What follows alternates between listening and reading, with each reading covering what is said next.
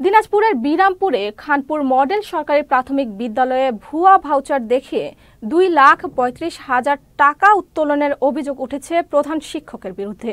অভিযোগ রয়েছে সহকর্মীদের সাথে খারাপ আচরণেরও। উপজেলা প্রাথমিক শিক্ষা অফিসের তদন্তে দুর্নীতির প্রমাণ মেলায় জবাব চাওয়া হয়েছে প্রাথমিক শিক্ষকের কাছে। আর অভিযোগ অস্বীকার করেছেন প্রধান শিক্ষক। প্রতিনিধি নূর ইসলামের পাঠানো তথ্য ছবিতে দেখুন ডেস্ক রিপোর্ট। বিরামপুর উপজেলার খানপুর মডেল সরকারি প্রাথমিক বিদ্যালয় ভবন রং করা ও আসবাবপত্র সংস্কারে স্লিপ ও ক্ষুদ্র বরাদ্দের আওতায় 2023-24 অর্থবছরে 2,35,000 টাকা বরাদ্দ দেয় সরকার। অভিযোগ রয়েছে নিম্নমানের ফ্যান কিনেও দ্বিগুণ দাম দেখান প্রধান শিক্ষক মুস্তাক আহমেদ। সব কক্ষে রং করার কথা থাকলেও রং করা হয়েছে 2টি কক্ষে।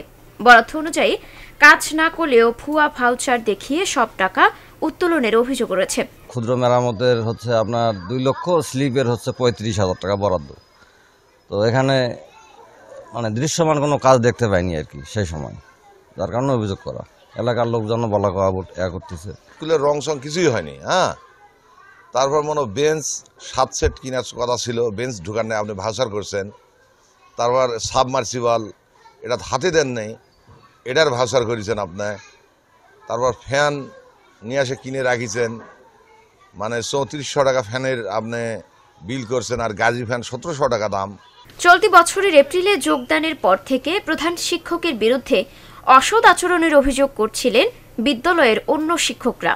যদি ভালো টেকসই কাজ হয় অবশ্যই সেটা দিনেই সবাইকে দেখিয়ে তো করা উচিত।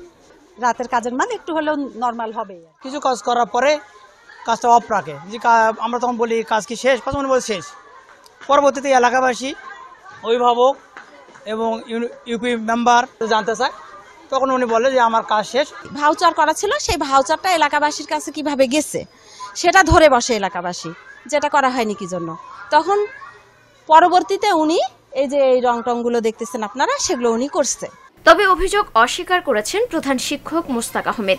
রাতের আধারে আমি কোনো কাজ করিনি।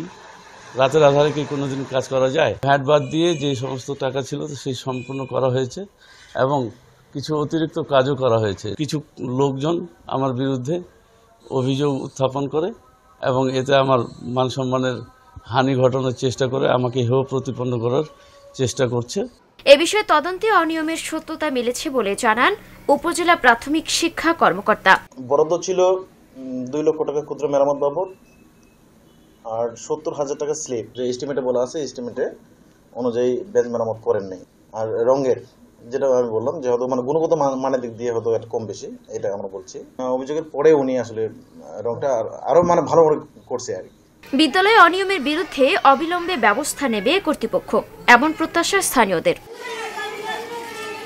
মুক্তা Akter, channel S news desk.